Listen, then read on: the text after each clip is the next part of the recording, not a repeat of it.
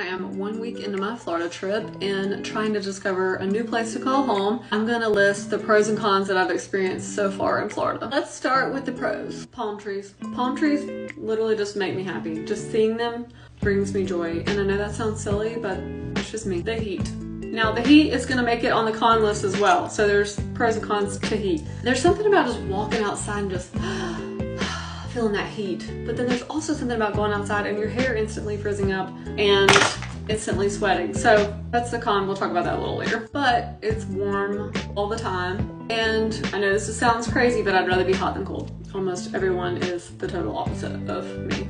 There's just water everywhere, which I just love. I think just seeing water, I saw this TikTok once that said seeing water just makes you happy or something. I don't know. Seafood. I love seafood. But back in South Carolina where I'm from, you know, I never would get seafood because, you know, it's not on the water. I lived in Greenville, South Carolina.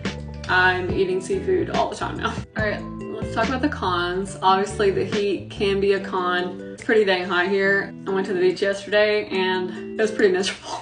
But when I went walking on the beach, that was more manageable than laying out. So I'm just not gonna be a layout girly anymore. We're just gonna be a walking girly. I gotta get my body right for Miami anyway. Lizards. Lizards are a con, they're everywhere. They just come out of nowhere. I'll get used to them. Oh, that made my lips look like bigger than they really are. Can y'all tell that I overdrew my lips? I guess since we're already on the topic of animals, alligators and crocodiles, or is it just alligators? Either way, I haven't seen one yet, but apparently they're everywhere, and since there's water everywhere,